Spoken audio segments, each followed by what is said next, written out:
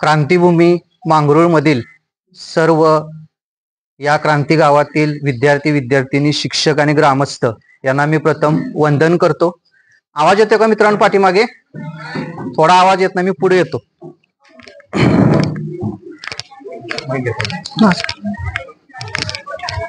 आता येतो आवाज? 10-12 वर्षाची दोन मुलं होती। सरांनी आता जो इतिहास घेतला, एक कुंभार समाजाचा धोंडी आणि चांभार समाजाचा कोण? शंकर। म्हणजे तुम्ही ऐकताय आणि लक्षात ठेवताय, हे फार महत्वाचं आहे। आज मांगरूळ गाव कुणाच्या नावाने ओळखलं जातं? या दोन शहीद झालेल्या 10-12 वर्षाच्या मुलांच्या नावे। तुमच्या एवढंच त्याचं वय होतं, पण देशाच्या स्वातंत्र्यासाठी इथं जो बेळाशीला जो ध्वज उभा होता, तो ध्वज काढून इंग्रज जेव्हा घेऊन चालले, तेव्हा तो ध्वज न्यायचा नाही, तो तिरंगा ध्वज आमची शान आहे म्हणून त्या पोलिसांच्या गाडीवरती या दोन मुलांनी दगडफेक केली आणि त्या पोलिसांनी बेछूट गोळीबार करून या दोन तरुणांना मारलं। 10-12 वर्षाची ही मुलं शहीद झाली, पण देशाच्या इतिहासामध्ये, जगाच्या इतिहासामध्ये अजरामर झाली। हा इतिहास आपणाला कळावा यासाठी क्रांती दिन ते स्वातंत्र्य दिन असा हा 7 दिवसाचा व्याख्यानमालेचा, आणि तोही नवक्रांतीपर्व व्याख्यानमालेचा हा जो आयोजनाचा भाग आहे, आमचे शिंदे साहेबांनी तो आखलेला आहे। मी त्यांना मनपूर्वक धन्यवाद देतो की आज ही काळाची गरज आहे। आणि या जिल्हा परिषद शाळेच्या मुख्याध्यापिका पाटील मॅडम, त्यांचे सर्व सहकारी मित्र, आमचे मित्र नायकवडी सर, गायकवाड सर, माझ्यासमोर आलेले मरळे सर आणि उपस्थित आपण सर्व विद्यार्थी मित्र मैत्रिणींनो, मला जो विषय दिलाय तो आहे वैज्ञानिक दृष्टिकोन, काळाची गरज। विज्ञान म्हणजे काय माहित आहे का कुणाला? आपण 5वी 6वी 7वी 8वी 9वी 10वी कितीतरी आता शिकतो, पण विज्ञानामध्ये 90% मार्क मिळालेले, 99% मार्क मिळालेल्या मुलांना विज्ञान म्हणजे काय असं विचारलं की सांगता येत नाही। ही या शिक्षण व्यवस्थेचा दोष आहे। मी तो दोष तुम्हाला किंवा शिक्षकांना देणार नाही। विज्ञान म्हणजे साधी गोष्ट आहे मित्रांनो। आता मी तुमच्या समोर बोलतोय आणि माझा आवाज तुम्हाला ऐकू येतोय का? ऐकू येतोय? तुमचे कान चांगले आहेत आणि माझा स्वर चांगला आहे। मी बोलतोय, पण मी नुसतीच ऍक्शन केली आणि तुम्हाला काहीच नाही ऐकाय आलं, तर काय ऐकाय येत नाही? एक तर मी बोलत नाही किंवा तुमच्या कानामध्ये काहीतरी दोष आहे। आता मी जे बोललो आणि तुम्हाला जे ऐकायला आलं ते का आलं, असा जेव्हा तुम्हाला प्रश्न पडेल आणि त्याचं उत्तर मिळेल, त्याला साध्या सोप्या भाषेमध्ये विज्ञान म्हणतात। आपल्या आसपास आता एक चिमणीचा आवाज येतोय पा, चिवचिव करताना, ती आपल्यासारखी बोलते का? का बोलत नाही? जेव्हा तुम्हाला का हा प्रश्न प्रत्येक गोष्टीत पडेल, तिथून पुढे विज्ञान सुरू होतं।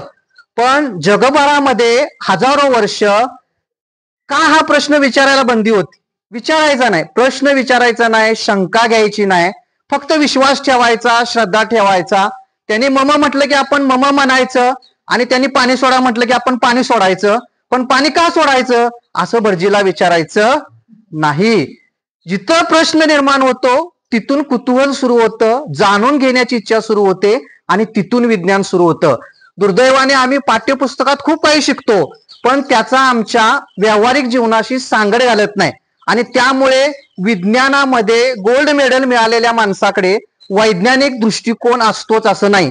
अगदी शास्त्रज्ञ सुद्धा, भारत देशाचं सर्वोत्कृष्ट संशोधन संस्था इस्रो, त्या इस्रोच्या प्रमुखाकडे सुद्धा वैज्ञानिक दृष्टिकोन नाही, हे आम्हाला शोकांतिकेनं सांगावं लागतं। आणि मग असं का होतं? आमच्या हा दोष शिक्षण व्यवस्थेतूनच आलेला असतो आणि तो घरापासून सुरू होतो, तो संपूर्ण समाजापर्यंत चाललेला असतो। आता मी तुम्हाला काही प्रश्न विचारेन, तुम्ही उत्तर द्यायचा, हात वरती करून ज्याला येतं त्यानं द्यायचा, बक्षीस काय कोणाला मिळणार नाही। हा, शाबाश। पहिला प्रश्न असा आहे, माणूस आधी निर्माण झाला का सिंह आधी निर्माण झाला? सिंह आधी निर्माण झाला, बरोबर आहे। टाळ्या वाजवायला त्याच्यासाठी ज्यांनी उत्तर दिलं। तुम्हाला माहित आहे सिंह कधी निर्माण झाला? सिंहाला निर्माण होऊन किती वर्ष झाली माहित आहे? 4 कोटी वर्ष। सिंह कधी निर्माण झाला? 4 कोटी वर्ष। सिंहाच्या सोबतीला ते अनेक प्राणी देखील त्याला निर्माण झाले। डायनासोर त्याच्याही आधीपासून होता। माणूस कधी निर्माण झाला? आता तुम्ही आम्ही दिसतोय असा नव्हे, पूर्वीचा जो माणूस तुम्ही 5वीच्या 4थीच्या पुस्तकात बघितला असेल पा, कोणता? आदिमानव आहे की नाही? त्याला काय म्हणतात? गोरिला, चिंपांजी, ओरांगुटांग, किती छान दिसतात की नाही ते? बघितले असतील चित्र, तुम्ही हसता याचा अर्थ चित्र तुम्ही पाहिलेत. हा कधी निर्माण झाला? 5 लाख वर्षापूर्वी. आता लक्षात घ्या, सिंह वगैरे हे प्राणी 4 कोटी वर्षापूर्वी निर्माण झाले आणि त्यांच्यानंतर कितीतरी लाखो वर्षांनी जो माकड होता, ज्या माकडापासून मानव तयार होत गेला, आपला पूर्वज, तो तयार झाला. आधी कोण तयार झालं? सिंह. माकड नाही, आधी सिंह तयार झाला आणि नंतर माकडापासून मानव निर्माण होण्याची प्रक्रिया आहे ती 5 लाख वर्षाची अलीकडली आहे. जेव्हा सिंह निर्माण झाला तेव्हा तो गुहेतच राहत होता आणि आज सिंह कुठे राहतोय? जंगलातच राहतोय. तेव्हाही तो शिकार करून खायचा आणि आताही तो शिकार करूनच खातोय. तेव्हाही तो कपडे घालत नव्हता, आता कपडे घालतोय काय?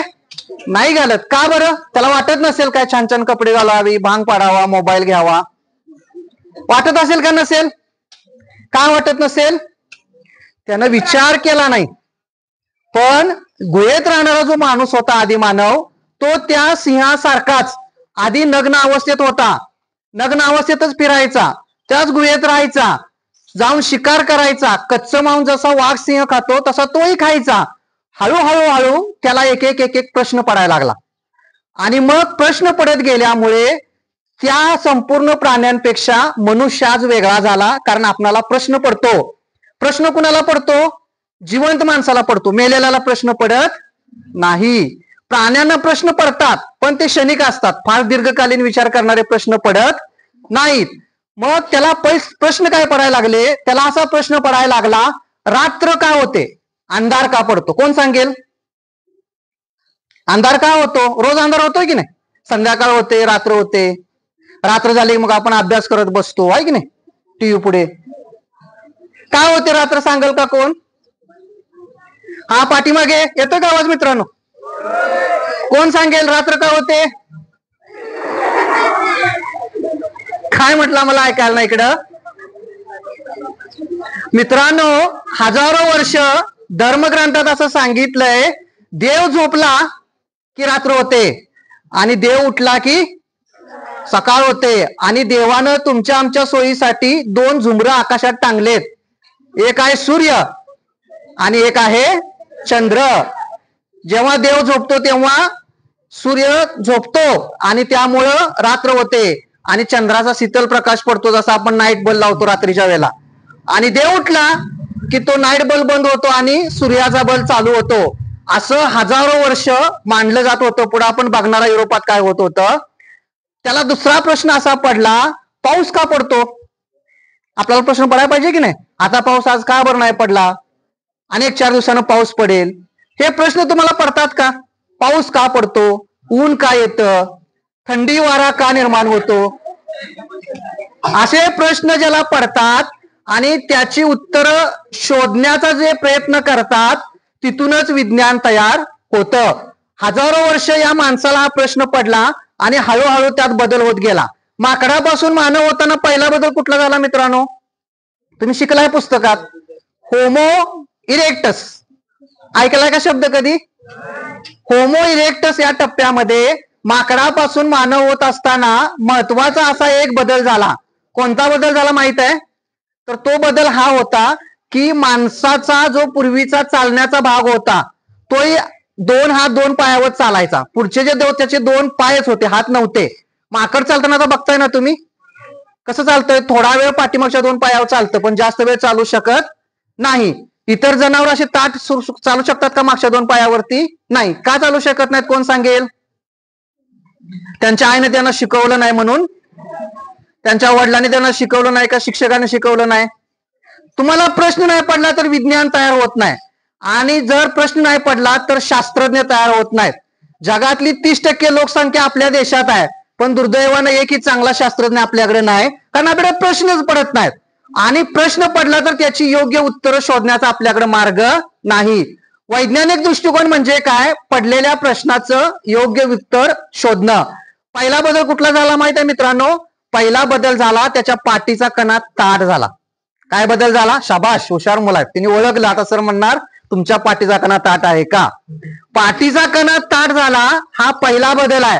आणि म्हणून काय झालं, त्याचे पुढचे जे 2 पाय होते ते पाय आता रिकामे झाले. तो मागच्या 2 पायावरती आपला तोल सावरू लागला आणि मग हळूहळू त्याच्या पुढच्या 2 पायांमधलं रूपांतर हातात होताना 2-3 बदल झाले. पहिला म्हणजे अंगठा. हा जो अंगठा आहे आपण कुठल्याही बोटासमोर नेऊ शकतो किंवा बोट आपल्या अंगठ्यासमोर येऊ शकतं, कारण आपल्या हाताची तशी रचना झाली, तसा बदल झाला.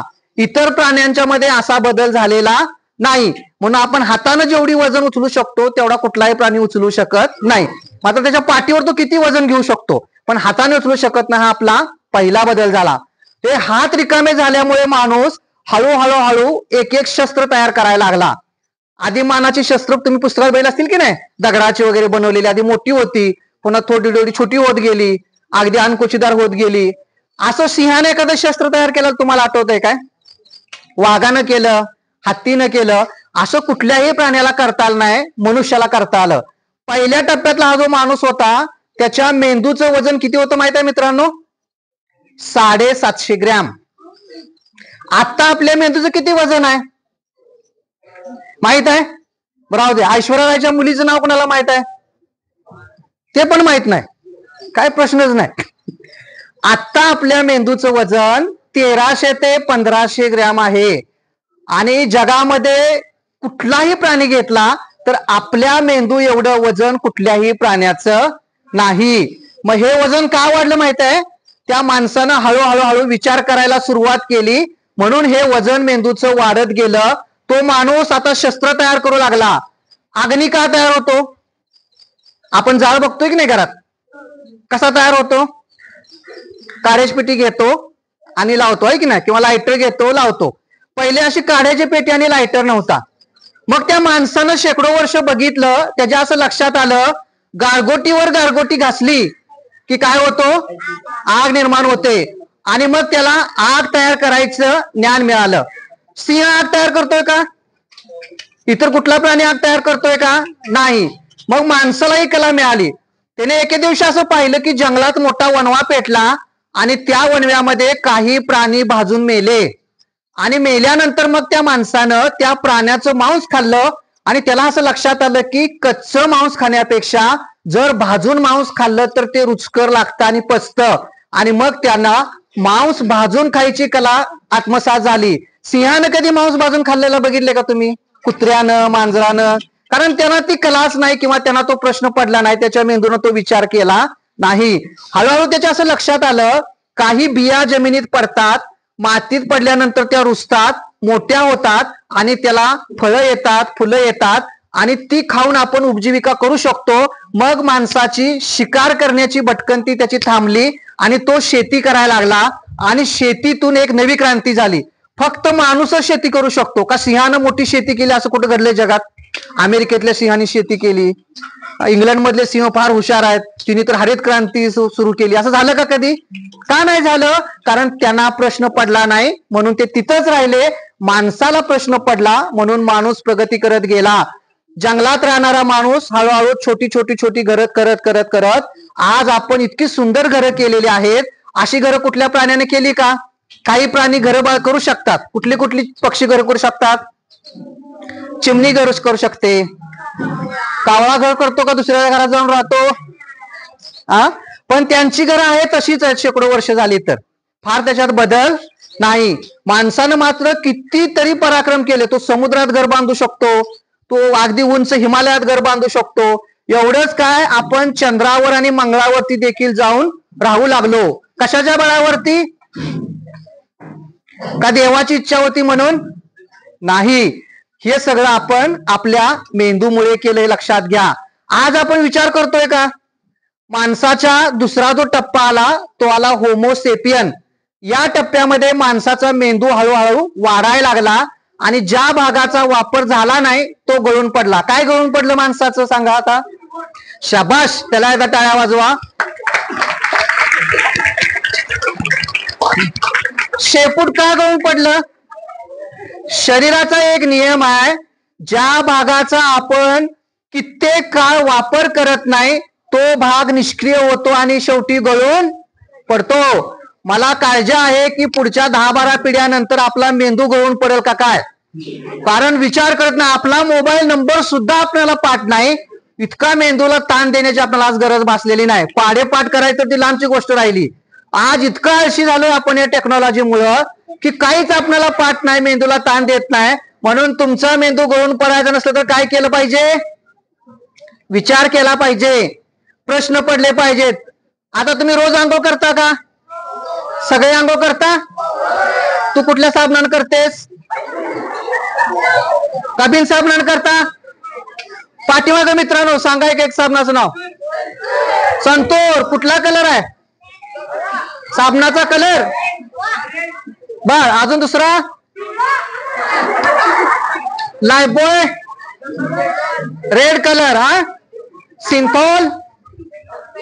सिंथॉलचा कलर कुठला आहे साबणाचा? वेगवेगळ्या कलरचे साबण आहेत की नाही? लाल कलरचा आहे, पिंक कलर आहे, हिरवा कलर आहे. पण या साबणाचा फेस कुठल्या कलरचा होतो? का लाल साबणाचा लाल कलरचा होतो? नाही ना होत. मग तुम्हाला प्रश्न पडला का की या साबण कुठल्याही कलरचा असला तरी त्याचा फेस पांढराच का होतो? नाही पडला. का पडला? पडला असता तर तुम्ही शोध घेतला असता आणि मग तुम्ही तुमच्या आईला विचारलं असतं तर आईनं काय केलं असतं? दांडक्यानंच. नको ते कार्यक्रम करायचे नाहीत. हा, सांगितलेलं सोडून भलतच काहीतरी करतोय. आईनं प्रसाद दिला असता. वडिलांच्याकडे गेलो असतो तर वडिलांनी आणखी जास्त प्रसाद दिला असता. तिथून जर जिज्ञासा घेऊन आम्ही शाळेत आलो असतो, शिक्षकांनी सांगितलं असतं गृहपाठ राहिला बाजूला आणि नको ते करतोय, आणि शिक्षकांनी प्रसाद दिला असता. आणि मग आपल्या मनातला हा जो प्रश्न आहे तो तिथंच राहिला आणि आपल्यातला शास्त्रज्ञ मरून गेला. तुम्हाला चहा कसा करतात माहित आहे? चहा करताना एक मुलगा त्या चहाच्या सगळं साहित्य घेऊन पुढे बसला होता शेकोटी जवळ. किटलीमध्ये चहा होता आणि त्याच्यावरती एक झाकण होतं आणि थोड्या वेळाने उष्णता दिल्यानंतर ते झाकण धडधडायला लागलं. तुम्ही बघताय ना, पाण्यावरती एखादं झाकण ठेवलं आणि उष्णता दिली तर ते धडधडतं. का धडधडतं?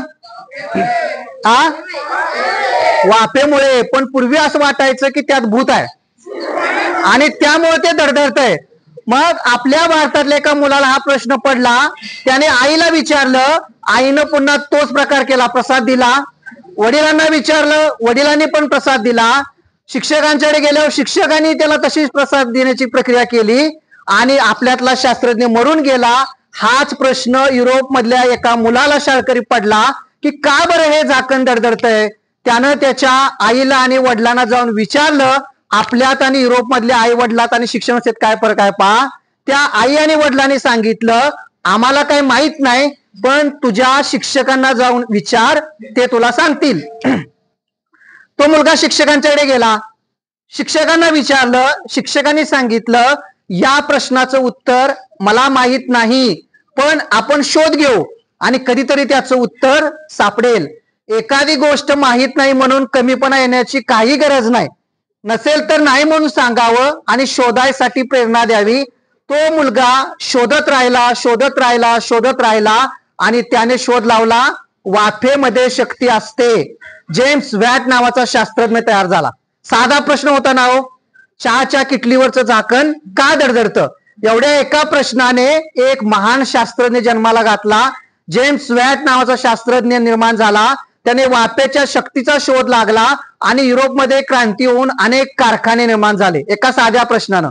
एक मुलगा झाडाखाली बसला होता आणि सफरचंद झाडावरून तुटलं आणि खाली पडलं. आपण असतो काय केलं असतं? शाबास, हेच उत्तर होतं आपलं. अजून एक दोन खाली पडते का पाहिलं असतं आणि चार घरला घेऊन जातात का बघितलं असतं. पण आपल्याला प्रश्न पडला नसता. आपल्यातल्या त्या मुलाला सफरचंद पडल्यानंतर तो घेतला आणि आईकडे गेला आणि आईला म्हणाला, आई मी झाडाखाली बसलो होतो. आता सफरचंद कोणत्या प्रदेशात पिकतं? मांगरोळला पिकतंय काय? कुठं पिकेल? अरे झाडा पण कुठल्या प्रदेशात? जम्मू काश्मीर सारख्या ठिकाणी तिकडे ते पिकतं.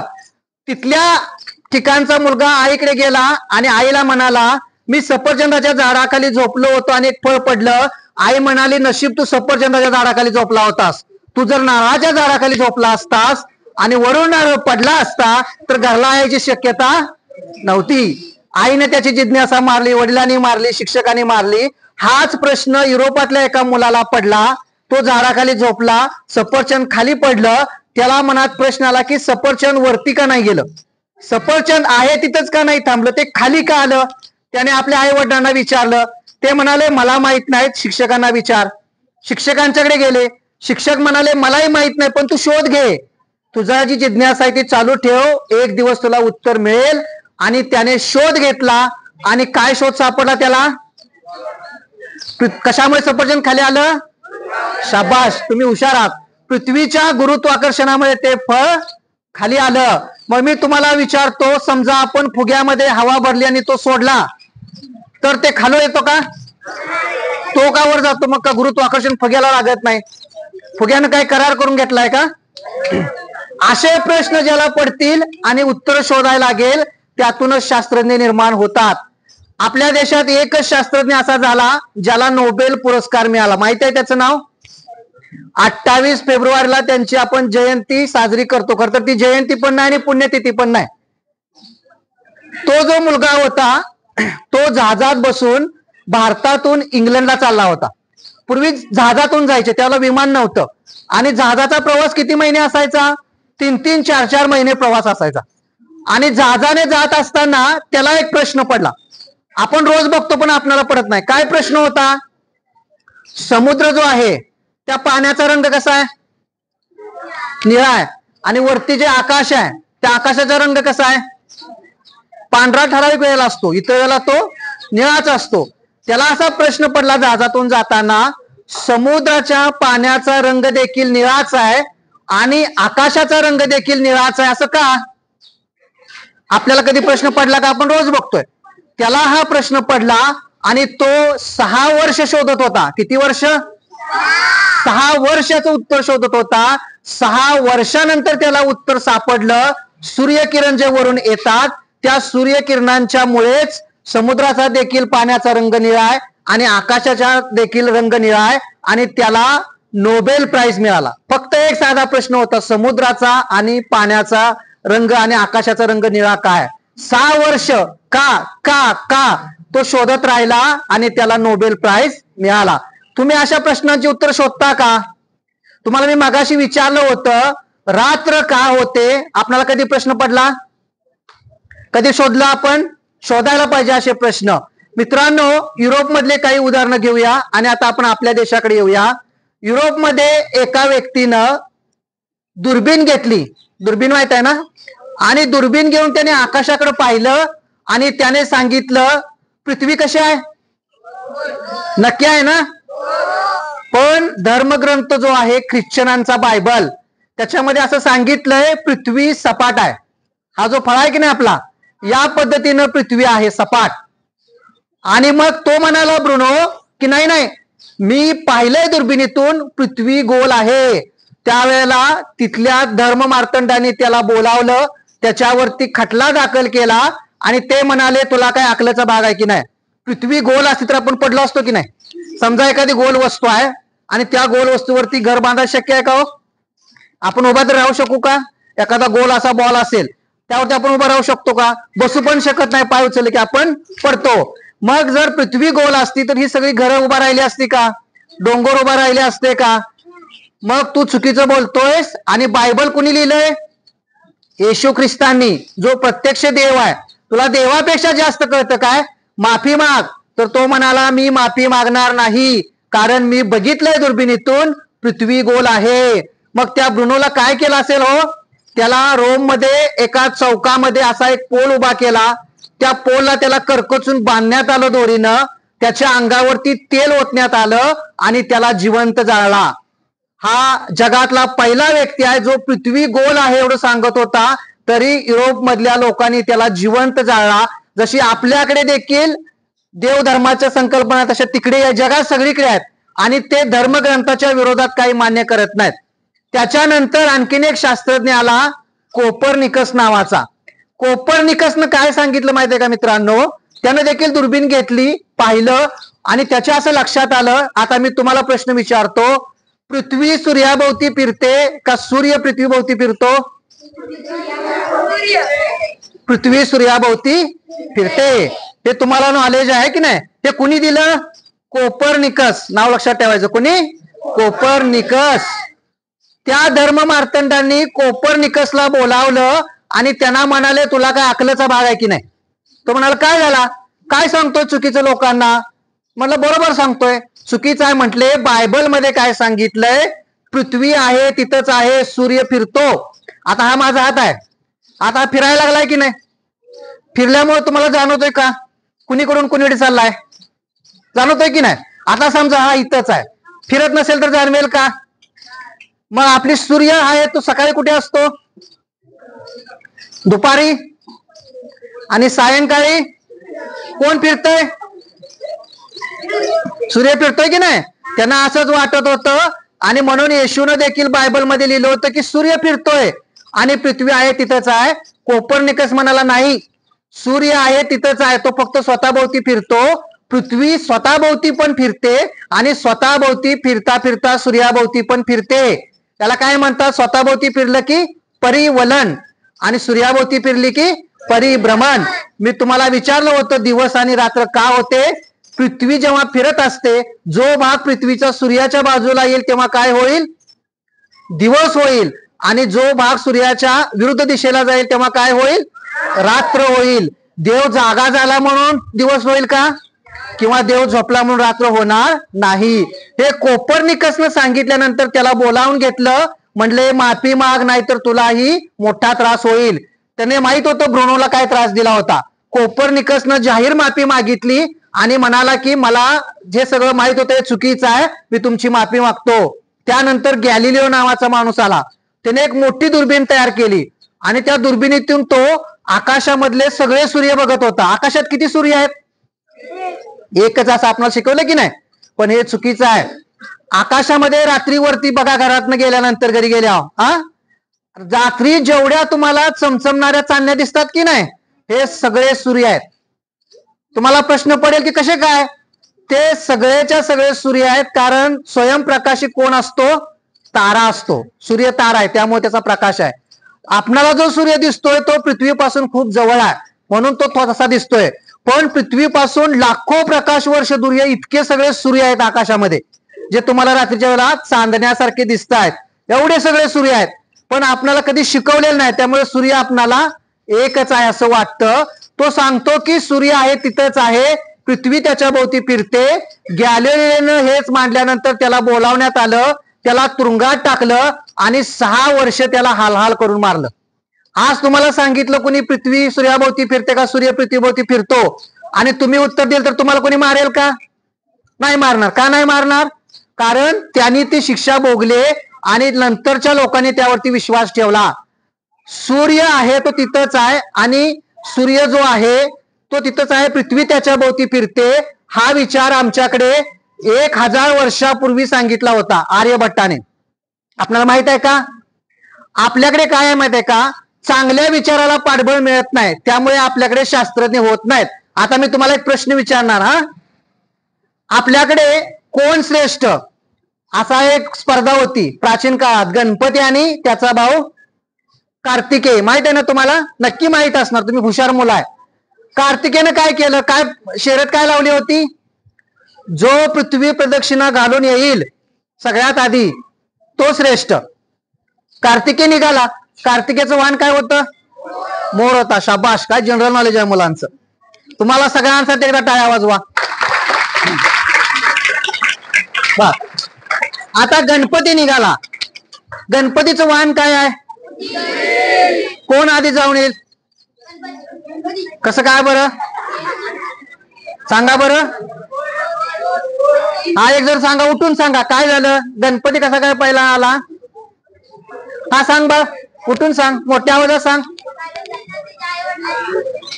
हा शाबाश, बसा. आता हिनं बरोबर उत्तर सांगितलं, टाळ्या वाजवा एकदा. गणपतीने काय केलं, त्याच्या आई वडिलाभोवती फेरी मारली.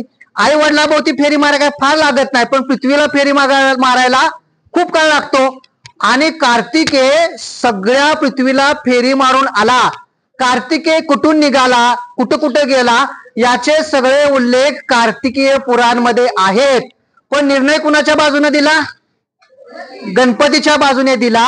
त्यामुळे कार्तिकेयने जी पृथ्वी प्रदक्षिणा केली होती त्याच्या नावावरती कुठलाही रेकॉर्ड नाही.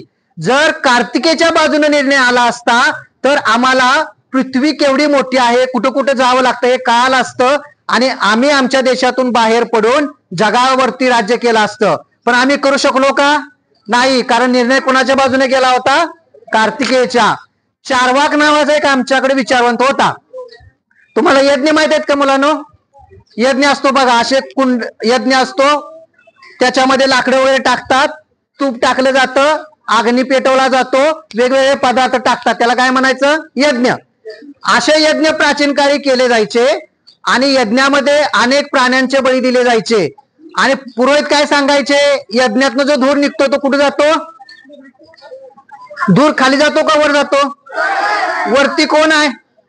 आकाश आहे. आणि देव कुठे राहतात? वरती राहतात का नाही? का खाली राहत आहे? देव वरती राहतात. वरती कुठे राहतात बरं? वर ठिकाण आहे की नाही देवांचे? काय ठिकाण सांगा वरती?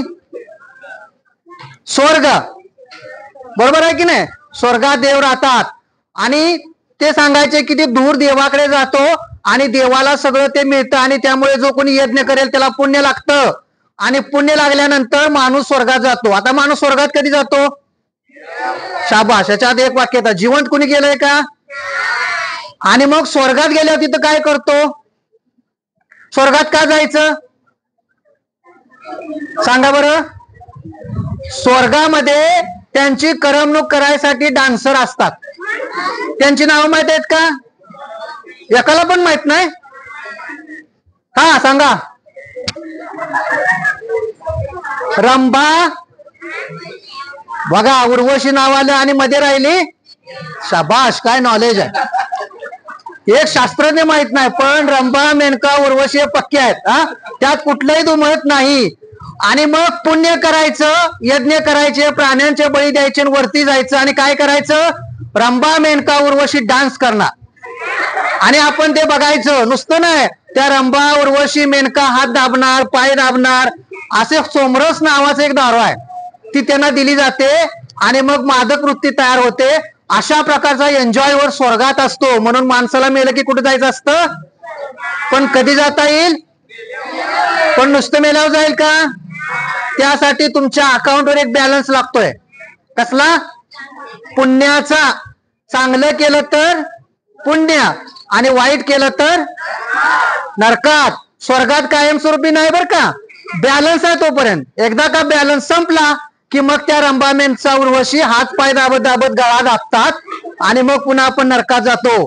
आणि नरकाची चित्रणं इतकी भयानक आहेत की त्या माणसाच्या सगळ्या शरीरातनं पू निघत असतो आणि तो आपल्याला प्यायला लावतात. 7 प्रकारचे नरक आहेत आणि त्याची वर्णन आहेत. त्यामुळे तिकडे जायचं. मग तो चार्वाक असं म्हणतो, त्या प्राण्यांचं बळी दिल्यानंतर समजा यज्ञामध्ये एखादी गाय मारली, बैल मारला, तर पुण्य यज्ञ करणाऱ्याला लागत असेल तर तो प्राणी मेल्यानंतर पाप पण लागलं पाहिजे की नाही? त्याची हत्या झाली, मग ते पाप कुणाला लागतं? ते म्हणाले पाप लागत नाही, फक्त पुण्यच लागतं आणि वरती जातात. मग चार्वाक म्हणाला, ज्याला स्वर्गात जायची घाई आहे त्यालाच कापा त्या यज्ञात, म्हणजे तो डायरेक्ट स्वर्गात जाईल. हा पुण्याचा बॅलन्स वाढवा, नंतर जावा कशाला? तर या चार्वाकला काय बक्षीस दिलं माहित आहे? त्याला जिवंत जाळून मारलं. ही कथा कुठं आहे? महाभारतामध्ये आहे. म्हणजे तुम्ही प्रश्न विचारायचे नाहीत, प्रश्न विचारला की प्रॉब्लेम होतात आणि मग त्यांच्या हितसंबंधाला तुम्ही धोका पोहोचवला की ते जिवंत जाळून मारतात. तिकडे जसं ब्रुनोला जिवंत जाळून मारलं तसं आपल्याकडे चार्वाकला मारलं. सॉक्रेटिसचं नाव ऐकलंय का कधी? सॉक्रेटिस हा तिथल्या शहरातल्या लोकांना सांगायचा, काय सांगायचा? विचार करा, विचार करा, विचार करा. मी जर म्हणालो 2 + 2 5, बरोबर आहे का? तुम्ही मान्य कराल का? पण मी म्हणाल तुम्ही मान्यच केलं पाहिजे, कारण मी सांगतो ते बरोबर आहे. तुम्ही विश्वास ठेवाल का? पण पूर्वी लोक विश्वास ठेवायचे. गुरुजींनी काय सांगितलं ते खरं आहे, मोठ्या माणसांनी काय सांगितलं ते खरं आहे, ग्रंथात काय असेल ते खरं आहे, त्याच्यावर प्रश्न विचारायचा नाही, शंका घ्यायची नाही. मग पाप लागताना कुठे जातो? नरकात जातो. देवळापुढे पैसे देवापुढे ठेवल्यानंतर त्याचं काय झालं कधी विचारलं का? दुकानात गेलो, 100 रुपये दिले, 70 रुपयाचं साहित्य घेतलं तर आपण 30 रुपये दुकानातच ठेवून येतो का? सगळे पैसे घेऊन येतो. 1 रुपया जरी कमी दिला तरी विचारतो कुठे गेला, आहे की नाही? मग मंदिरात देवापुढे पैसे ठेवल्यानंतर त्याचं काय झालं कधी विचारलं का? विचारलं की पाप लागतं आणि मग कुठे जातं? नरकात. तो सांगायचा की विचार करा. तिथल्या लोकांनी त्याला बोलावलं प्रमुखांनी आणि म्हणाले लोकांना विचार करायला सांगू नको. काय सांग? विश्वास ठेव, श्रद्धा ठेव, सबुरी ठेव. तो म्हणाला नाही मी सांगणार. आणि मग त्याला शिक्षा दिली काय माहित आहे का मुलांनो? त्याला एक विषाचा प्याला प्यायला दिला. पूर्ण एक ग्लास होता, त्यात विष होतं, त्याचं नाव होतं हेमलॉक. हेमलॉक हा विषाचा ग्लास प्यायला दिला आणि त्या जेलरनं सांगितलं या विषाचं रहस्य काय माहित आहे का? तो म्हणाला नाही. सॉक्रेटिसने विचारलं काय आहे? तू म्हणाला आता विष पिलास की नाही, त्या विषाचा असर आधी तुझ्या पायाकडे होणार, मग हळूहळू वरती येणार, मग पोटात येणार, छातीत येणार आणि असा करत करत करत शेवटी कुठे येणार? मेंदूत येणार. आणि मेंदूमध्ये आला की तू मरणार. मग आता ज्याने विष तयार केले त्याला समजा तुम्हाला या विषाचा प्याला दिला असता प्यायला, तर त्याला काय केलं असतं तुम्ही? त्याला सत्कार केला असता काय? मग काय केलं असतं सांगा की जरा. 2 शिव्या दिल्या असत्या काय? मारला असतं जाणार की नाही शक्य झालं असतं तर. तो काय म्हणाला माहित आहे का? मी आता त्याला धन्यवाद देतो कारण त्याने विष बनवताना त्याचा असर पायापासून डोक्याकडे केला, त्यामुळे मी शेवटच्या क्षणापर्यंत विचार करू शकतो. आणि म्हणून त्याला विचारासाठी शहीद होणारा पहिला विचारवंत म्हणून सॉक्रेटिस ओळखला जातो, की त्याने सांगितले की मला विष पिले तरी शेवटच्या क्षणापर्यंत विचार करता येईल. आपण एखादा क्षण तरी विचार करतोय का? सकाळपासून संध्याकाळपर्यंत नाही ना करत. म्हणून आपण आहे तिथेच आपली प्रगती होत नाही. आपल्याला प्रश्न पडले पाहिजेत, आपल्याला विचार करता आला पाहिजे. रात्री काजव्या चुकचुकतात की नाही? का बरं चुकचुकतात काय माहित नाही. आपल्याला प्रश्न पडत नाही. एखादं अन्न 2 दिवसानंतर शिळ होतं की नाही, वास यायला लागतो, विटतं की नाही, आपण टाकून देतो. बिस्किट मात्र 6 महिन्याच्या पूर्वीच असलं तरी ते विटत नाही, आहे की नाही? का बरं? प्लास्टिकच्या पुढ्यात नुसतं असून चालू काय? मग भाकरी पण आपण प्लास्टिकच्या पिशवीत ठेवूया तोंड बांधून, त्याला बुरा येईल का नाही?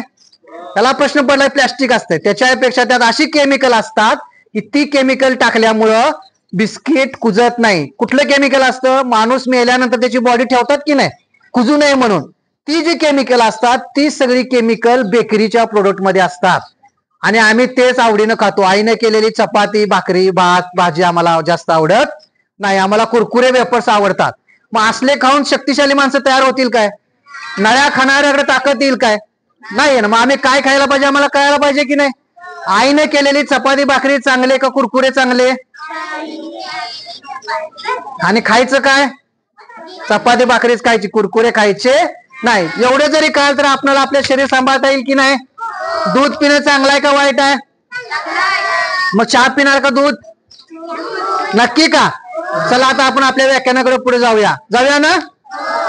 आता आपण 1-2 महत्वाचे प्रश्न घेणार आहे.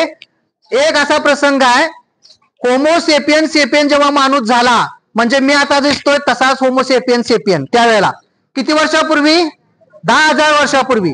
आता जसा आपण आहे तसा होता तो. त्याच्या मेंदूचं वजन 1300 ग्रॅम. किती? हत्ती आपल्यापेक्षा 700 किलोनं 70 पटीनं जास्त आहे, पण हत्तीचा मेंदू आपल्यापेक्षा कमी आहे. म्हणून आपण त्यांच्यावर राज्य करतो. तुमच्या दारामध्ये म्हैस आहे का? तिला जास्त ताकद आहे का तुम्हाला जास्त ताकद आहे? मग तिनं तुम्हाला दावणीला बांधलंय का तुम्ही तिच्या दावणीला आहे? का बरं? तिच्यावर कंट्रोल कशाने ठेवलाय? म्हैशीवरती किंवा बैलावरती कंट्रोल कशाचा आहे?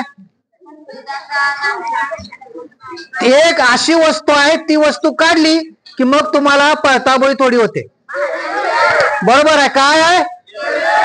तिच्या नाकामध्ये एक व्यसन आहे आणि ती व्यसन आहे म्हणून तिच्यावरती कंट्रोल आहे. व्यसन निघले की कुठलंही जनावर तुमच्या ताब्यात राहत. व्यसन माणसाला काय करतं? कमजोर करतं. आणि आपण नको ती व्यसन करतो. गुटखा खातो, मावा खातो, सिगारेट. डुक्कर सुद्धा तंबाखूला शिवत नाही. तुम्ही जर तंबाखू टाकली तर डुक्कर 100 मीटरवरनं जातं. त्याला काय लय अक्कल आहे का? पण त्याला कळतं की हे इतकं विषारी आहे, त्याचा वास सुद्धा घेतला तरी आपल्यावरती घातक परिणाम होतात.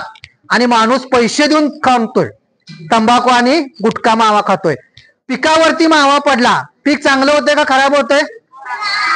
आणि माणूस मात्र पैसे देऊन मावा आणतो आणि खातो आणि शरीराची झीज करतो. शरीर खूप अनमोल आहे. ते चांगलं आहे तो पण किंमत कळत नाही, पण एकदा जर ते बिघडलं तर मात्र त्याची किंमत कळते. एखाद्या आजारी माणसाला जाऊन बघा आणि मग कळेल. एखादा डोळा आपला जरी जखम झाली तर किती किंमत आहे त्याची कळते आपल्याला. त्यामुळे शरीर चांगलं ठेवायचं. आता मी 2 घटना सांगणार, तुम्ही उत्तर देणार का? नक्की हात वर करून. एक गाडी सोलापूरहून शिर्डी साईबाबाच्या दर्शनाला निघालेली होती. गाडीत 10 माणसं होती. किती? साईबाब म्हणजे देव आहे, चांगला आहे की नाही तो? बरोबरच आहे. तुकडोजी महाराज देव नाहीत, गाडगे बाबा देव नाहीत, ते कोण आहेत? संत आहेत. ते चांगलं सांगतात आपल्यासाठी. आणि सगळे देव मंडळात उघडी नागडी असणारी. असो, तर तो गाडीतनं 10 माणसं निघाली, साईबाबाचं दर्शन घेतलं 2 दिवस रांगेत उभा राहून, आणि परत जाताना गाडीचं चाक एक फुटलं, ऍक्सिडेंट झाला, 9 माणसं जाग्यावर मेली. किती? जिवंत किती राहिले? असं का झालं? कोण सांगेल हात वरती करून? सांग बघा, कोण सांगेल? सांग दीदी, सांगा. काय बाय, तुम्हाला जे वाटतंय ते सांगा, विचार करून सांगा. एकच का वाचला असेल? सांगा. हे हुशार आहे बघा मुलगा, तो म्हणाला ते ऍक्सिडेंट झाला, ते बाहेर उडून गेला, त्यामुळे तो वाचलाय ना. वेगळा विचार केला त्याबद्दल टाळ्या वाजूया आपण. बऱ्याच ठिकाणी उत्तर काय असतं माहिती आहे का? उत्तर असं असतं की ते 9 माणसं पापी होते म्हणून मेले, एकच माणूस पुण्यवान होता म्हणून देवानं वाचवलं. ते उत्तर बरोबर असेल का? याला वैज्ञानिक दृष्टिकोन म्हणत नाही. मग देव वाईट आहे काय? देव चांगला असता तर त्यानं सगळ्यांना वाचवायला पाहिजे होतं. त्याच्या भेटीला गेलते ना का देवाला काही शिव्या द्यायला गेलते, हाणामाऱ्या करायला गेलते? मग जर सगळे त्याला भेटायला गेले असतील चांगल्या भावनेनं तर ते मरायला नको होते, पण ते मेले. याचा अर्थ देवाचा काहीतरी कोप झाला म्हणून मेले नाहीत, ते त्यांच्या चुकामुळं मेले. असं ज्याचं उत्तर येईल ते योग्य उत्तर आहे. समजा या देशामध्ये लोकांना नोकऱ्या नाहीत, तर त्याच्या नशिबात नसेल म्हणून नोकऱ्या नाही का? त्याच्याकडे एकतर क्षमता नसते, किंवा क्षमता असली तर त्याला नोकऱ्या देण्याची सरकारकडे क्षमता नसते. म्हणून आता बघा तुमचं नॉलेज किती परफेक्ट आहे. नशीब कोण लिहितं? सटवाई लिहिते, बरोबर आहे की नाही? टाळी वाजवा एकदा. सटवाई लिहिते. सटवाई कितव्या दिवशी नशीब लिहिते मित्रांनो? सटवाई कितव्या दिवशी नशीब लिहिते? एकच मत आहे. तुम्हाला मॅडमने कुठल्या शिकवलं? यातल्या कुठल्या शिक्षकाने शिकवलं का? कुठल्या पुस्तकात होतं का? मग तुम्हाला कसं कळालं का सटवाईने येऊन सांगितलं? ही सिस्टीम आहे.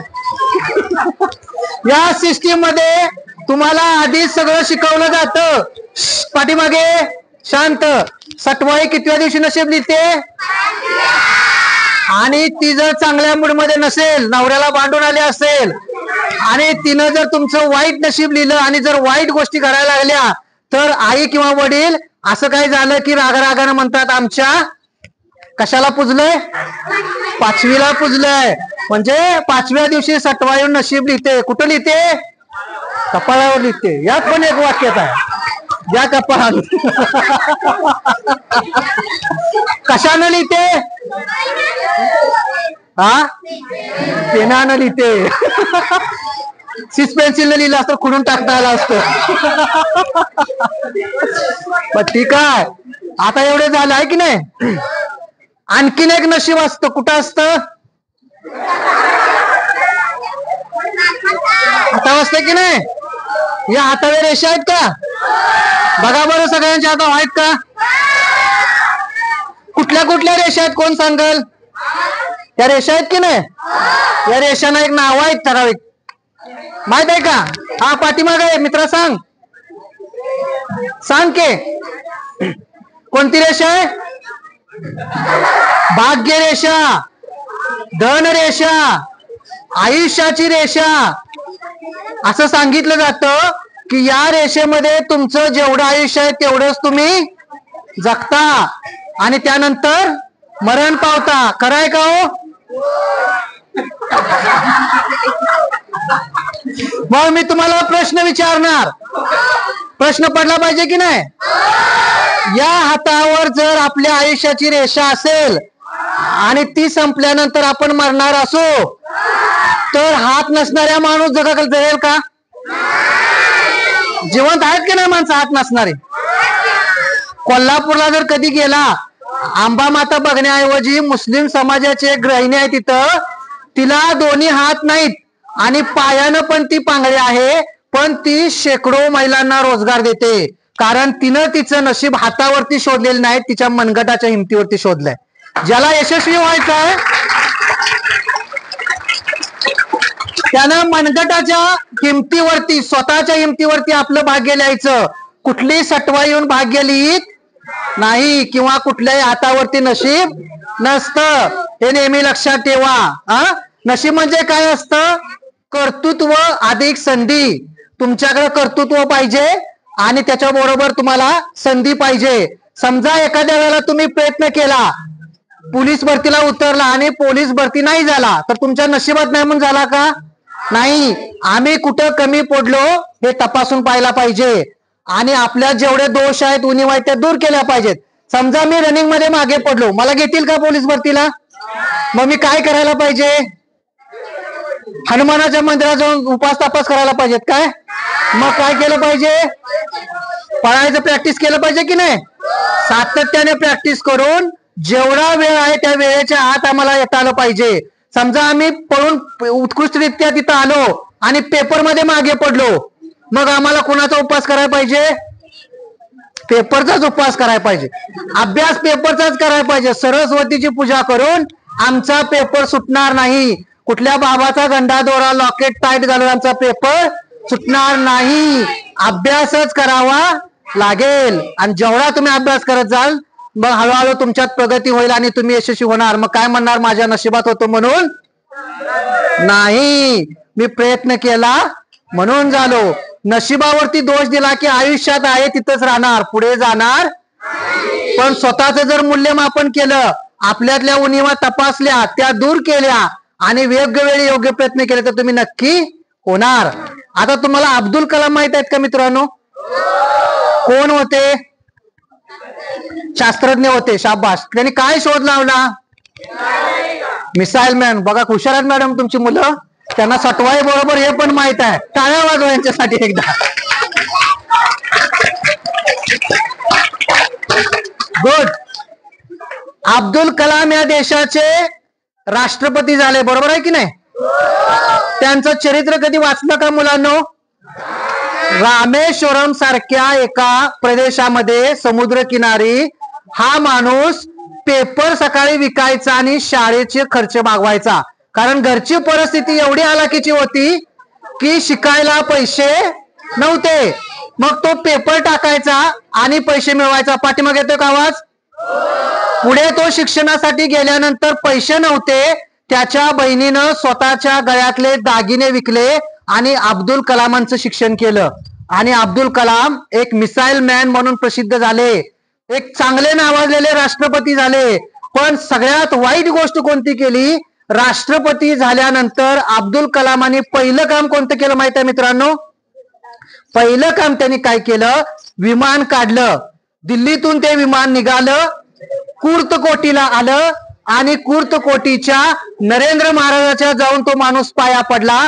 जो नरेंद्र महाराज हवेत असा हात फिरवून चीन काढतो, हवेत असा हात फिरवून अंगारा काढतो. आम्ही म्हणालो नरेंद्र महाराज, या देशामध्ये 80 कोटी लोक भुकेलेले आहेत, हात फिरवून चीन नका काढू, हात फिरवून अंगारा नका काढू, भाकरी काढा, तुम्हाला 21 लाख देतो.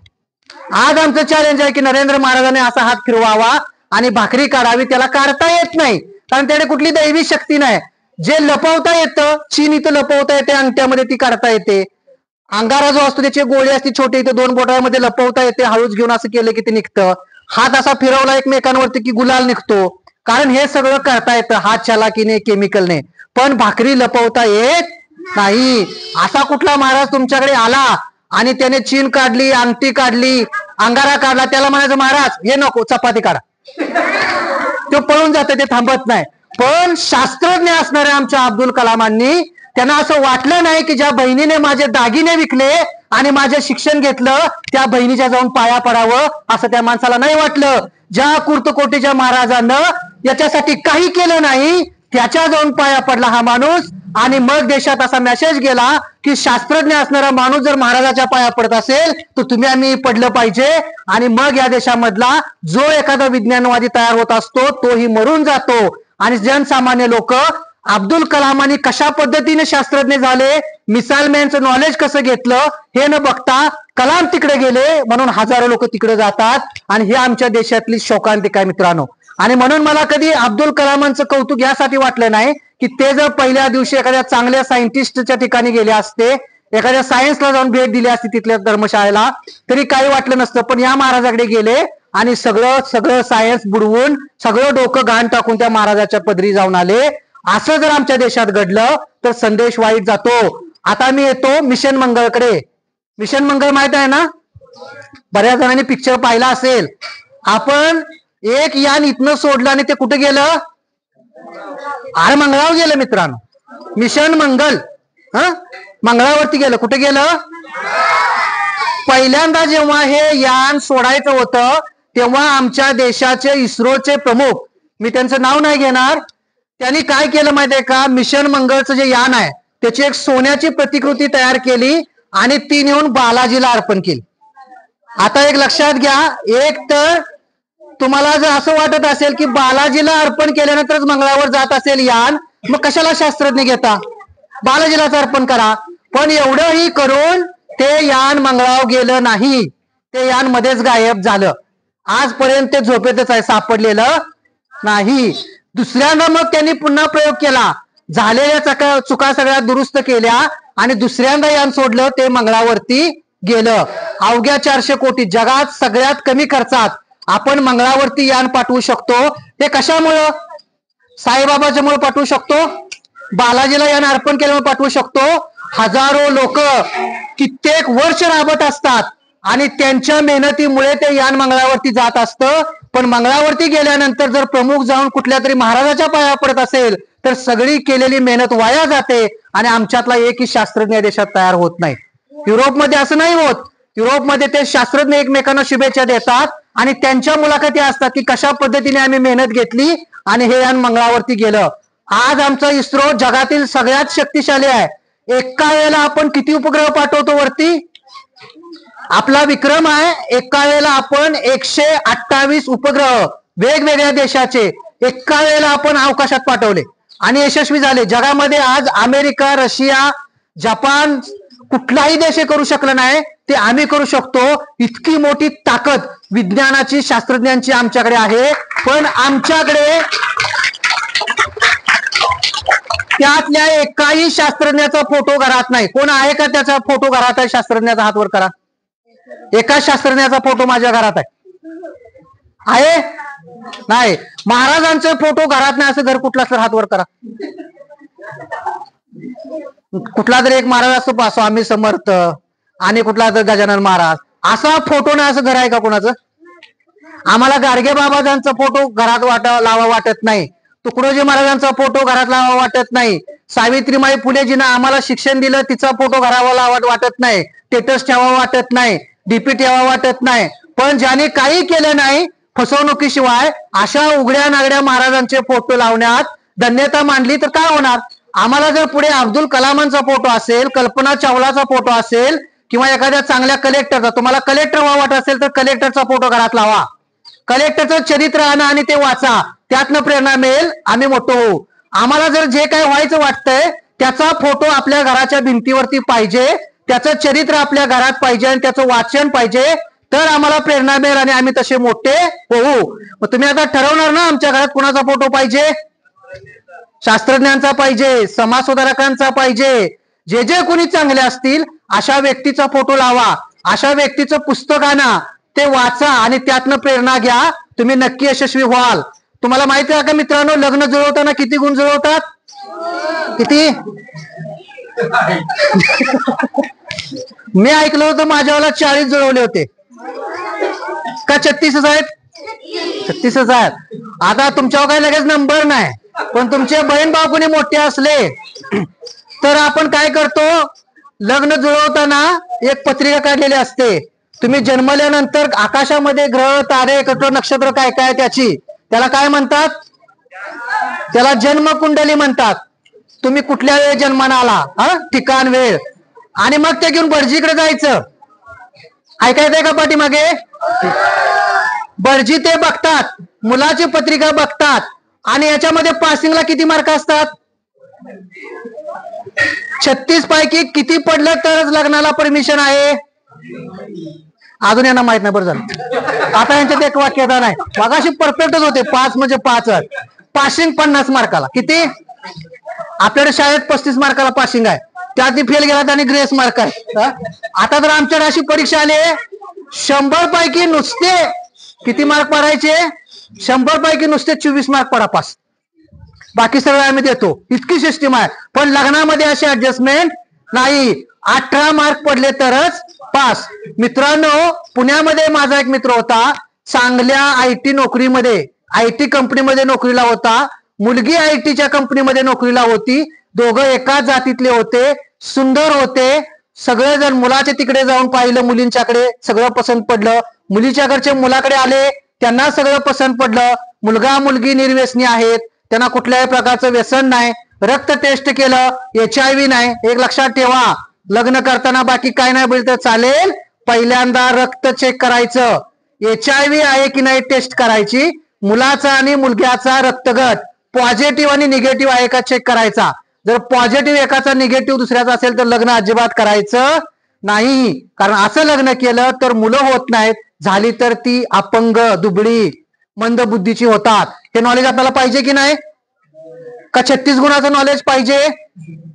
समजा 36 पैकी 36 गुण जुळले आणि लग्न करा म्हटलं, लग्न केलं आणि 4 महिन्यात घटस्फोट झाला. तुम्ही विचारायला जाताय का भटजीला? काय म्हणला, बदमाशा, तुला हवाला देऊन आम्ही लग्न केलं ना आता ते मोडलं, त्याला जबाबदार कोण? ठरवणाऱ्यांना भांडायला जातात. पण त्या भटजीला कधी विचारत नाहीत. हे दोघं IT मध्ये काम करणारे इंजिनियर लोक, सगळं जुळलं, पण नाडी मात्र एक नाड आली. आणि त्यांनी सांगितलं हे शक्य नाही म्हणले भटजीने लग्न करणं. आणि ही एवढी चांगली सुज्ञ माणसं, लग्न त्यांनी सगळं काही जुळत आलेलं, केवळ एक नाड आली. एक नाड, मध्य नाड आणि अंत्यनाड, अशा 3 नाडा असतात. मी तुम्हाला विनंती करेन, आमचे शिंदे सर आहेत, प्राचार्य डॉक्टर नितीन शिंदे, पत्रिका कशा जुळतात 36 गुण PPT वरती दाखवतात.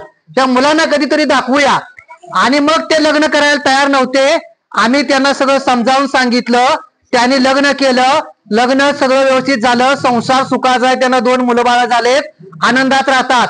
आमची जिजा नावाची एक विद्यार्थिनी, तिच्या राशीत मंगळ होता.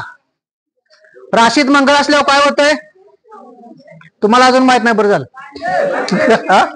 होत नाही लग्न लवकर, कडक मंगळ असणार, हुडकायला लागतोय दुसरा जोडीदार. ऐश्वर्या राय माहित आहे का तुम्हाला? ऐश्वर्या रायचं जेव्हा लग्न करायचं ठरलं तेव्हा तिच्या राशीमध्ये अशा प्रकारे ग्रह होते की ती ज्याच्याशी लग्न करेल तो काही दिवसात मरणार. मग ऐश्वर्या राय फार हुशार, नुसतीच हुशार नाही, ऐश्वर्या राय विश्व सुंदरी आहे, प्रचंड नॉलेज आहे तिच्याकडे. तिनं काय केलं, ती म्हणाली भटजीला, असं काय आहे का नाही विधी की माझ्या राशीतले हे सगळे शनी मंगळ इथनं विधी केल्यावर जातील का? शनी मंगळ हलतील का वर्ण? त्यांचं एक चक्र ठरलेलं आहे. एक सूर्यमाला बघितले ना तुम्ही, ती सूर्यमाला आहे, त्याच याच्यामध्ये फिरते. इथून कुठलेही मंत्रतंत्र करून त्याच्यात कपलाही बदल होत नाही. पण ऐश्वर्या रायला त्या भटजीने सांगितलं, असा एक विधी करतो आणि तो विधी केल्यानंतर तुमचं पहिलं लग्न वडाच्या झाडाशी लावूया. आणि काय सांगायचं, विश्व सुंदरी असणाऱ्या ऐश्वर्याने आपलं पहिलं लग्न वडाच्या झाडाशी लावलं आणि आमच्या देशातली अत्यंत सुज्ञ TV चॅनलवाल्यांनी लाईव्ह टेलिकास्ट केलं. ऐश्वर्या रायचं लग्न वडाच्या झाडाशी आणि लाईव्ह टेलिकास्ट. जगात कुठला प्रश्नच त्यांच्या पुढे नव्हता. रोज शेकडो शेतकरी मरतायत, पण त्यांच्याविषयी प्रश्न विचारायला चॅनलला वेळ नाही. तिचं लग्न लाईव्ह दाखवल्यानंतर लाखो लोक बघणारे उद्या काय करतील? तेच प्रेरणा घेतील ना. आणि मग तिनं त्या वडाच्या झाडाशी लग्न केलं आणि नंतर मग कुणाशी केलं? अभिषेक बच्चनशी केलं. आता कसं तरी खालीवर होत चाललंय, अजून तुटलंय की नाही काय माहित नाही, पण काय होईल ते बघू पुढं. पण सध्या तरी एकत्र राहत नाहीत. हे लक्षात घ्या, पत्रिका जुळवल्यानंतर तुम्ही भटजीला विचारा, लग्न कायमस्वरूपी टिकेल याची गॅरंटी देताय काय? स्टॅम्प वरती लिहून कुठलाही भटजी देणार नाही. म्हणून आयुष्यामध्ये पत्रिका ही थोतांड आहे. तुमच्या आजोबांना जाऊन विचारा, की तुमच्या आजोबांना विचारा, लग्नाच्या वेळी तुम्ही पत्रिका बघितली होती का? ती पत्रिका आता आली आहे, या 41 वर्षामध्ये तुमच्या वडिलांच्या लग्नापासून तुमच्या आजोबांच्या पंजोबांच्या लग्नात कुठली पत्रिका बघितलेली नव्हती, तरी ती 150 वर्ष 125 वर्ष एकत्र राहायचे. आणि आता पत्रिका बघून लग्न केलं की 4-6 महिन्यात तिकडे तिकडे होतात. म्हणून लग्न करताना काय बघायचे? 2 गोष्टी सांगा. मी मगाशी सांगितलं, रक्तगट आणि दुसरं HIV ची टेस्ट. हे सगळ्यात महत्वाचं आहे, विसरायचं नाही. तुम्ही जर शिराळ्याच्या दवाखान्यात गेला, माझे एक मित्र आहेत, मी आकडेवारी नाही सांगणार, किमान तुम्हाला 20,000च्या वर शिराळा तालुक्यामधले असे यंग मुलं दिसतील की त्यांचं लग्न झालंय आणि लग्न झाल्यानंतर 1-2 वर्षांनी जेव्हा बाळणपणाची प्रक्रिया येते, राहतं मूल, तेव्हा ते रक्तगट टेस्ट करावा लागतो, तेव्हा त्यांना HIV हे कळतं आणि आयुष्य उद्ध्वस्त होऊन जातं. पत्रिका बघण्याऐवजी जर त्यांनी HIV ची टेस्ट केली असती तर त्यांचं आयुष्य उद्ध्वस्त झालं नसतं. म्हणून आई वडिलांना ठणकावून सांगायचं, पत्रिका काय झूट आहे. HIV टेस्ट आणि रक्तगट आम्हाला बघायचा आहे, तो बघितल्याशिवाय आम्ही लग्न करणार नाही. आणि तुम्ही जर आई वडिलांना नीट समजावून सांगितलं तर तेही तयार होतील. पण जर तुम्ही ते नाही बघितलं आणि बॅडलक जर तिथं HIV वाला सापडला तर आयुष्य उद्ध्वस्त होऊन जातं दोन्ही कुटुंबांचं.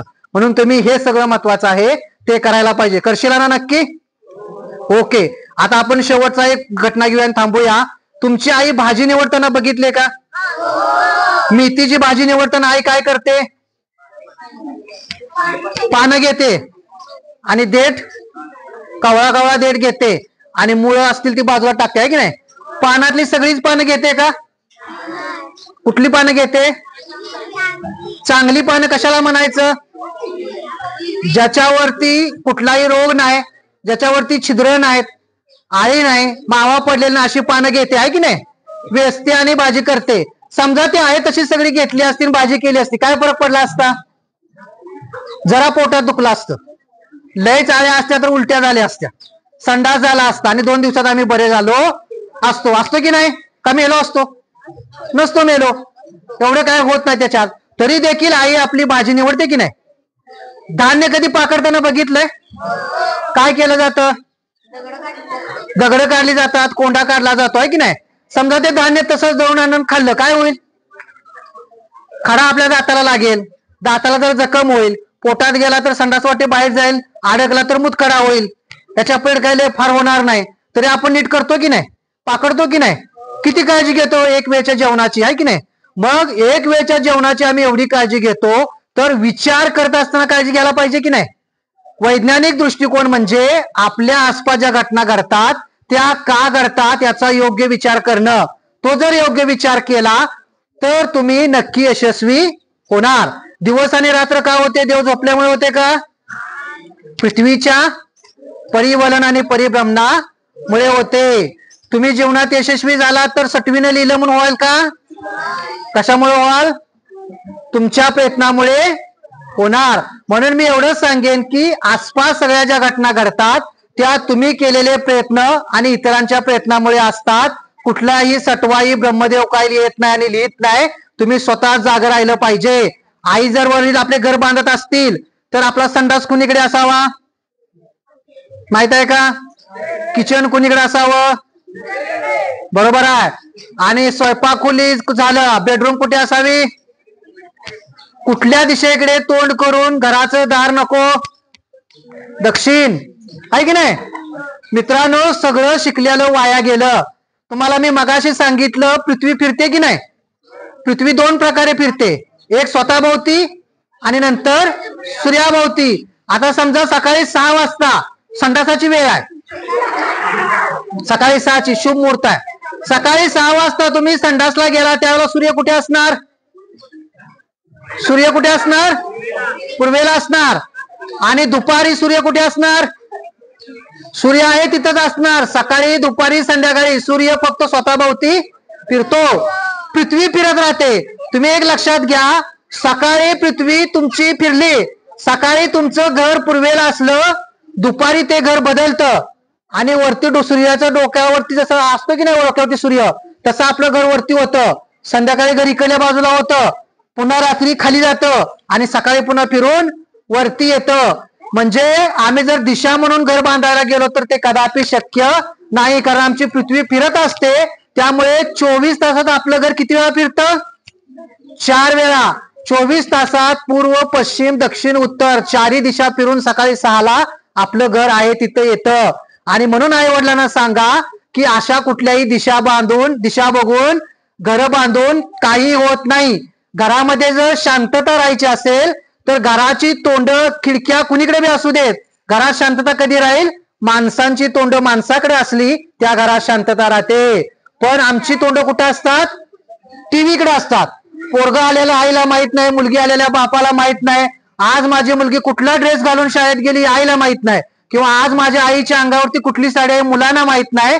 अशा अवस्थेमध्ये जर आपण असू तर घरात शांतता राहील का?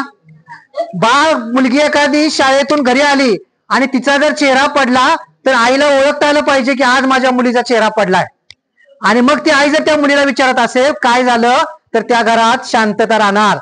आपण घरात शाळेतून घरी गेलो, आईचा आपल्या चेहरा नाराज असेल, वडिलांचा चेहरा नाराज असेल तर तुम्ही विचारलं पाहिजे आई काय झालं आज तुझा चेहरा नाराज काय? बाबा काय झालं आज तुम्ही चेहरा का पाडलाय? आणि मग त्यांच्या जर संवाद झाला तर त्या घरामध्ये आयुष्यभर शांतता राहते. पण आम्ही कधी आई वडिलांच्या चेहऱ्याकडे बघत नाही, आई वडील कधी आमच्या चेहऱ्याकडे बघत नाहीत, सगळेजण टीव्ही आणि मोबाईलकडे बघतात. कशी शांती राहणार? कितीही तुम्ही शांती घातली तर त्या घरात शांतता राहत. शिवाजी महाराजांनी 350 किल्ले बांधले. किती? एकाही किल्ल्याची त्यांनी वास्तुशांती घातली नाही.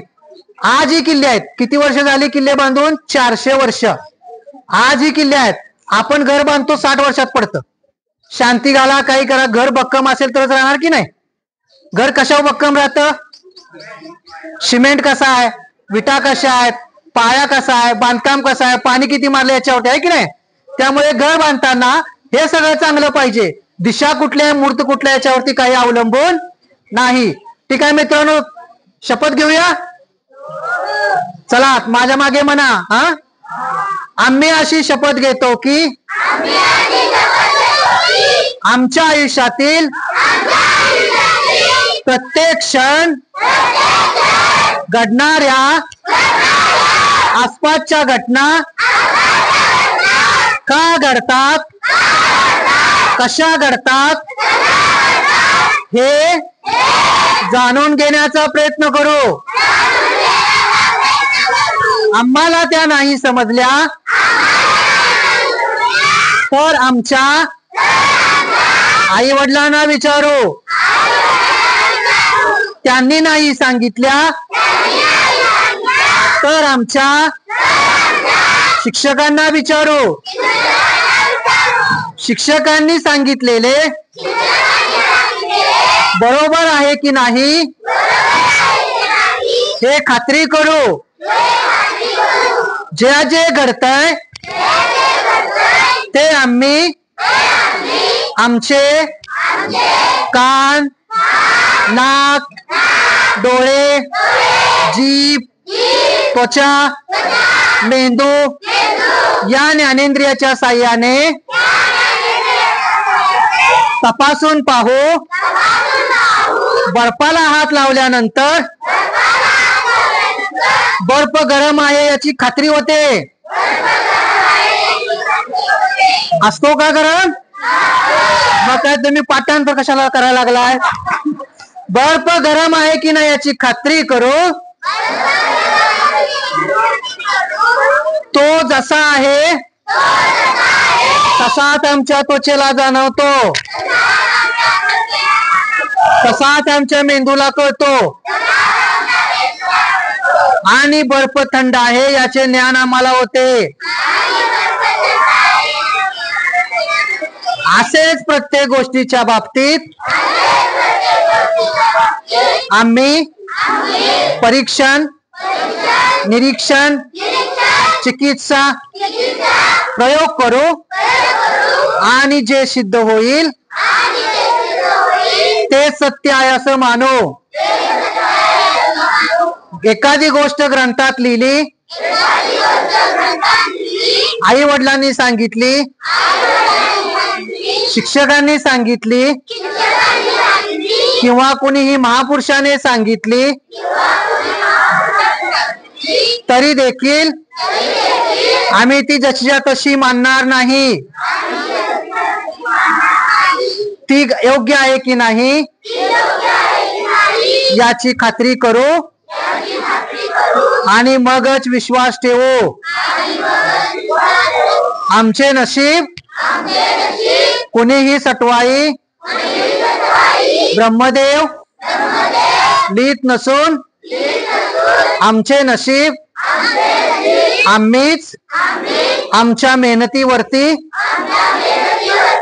लिहिणार आहोत आणि आमचे जीवन यशस्वी व आनंदी घडवणार आहोत.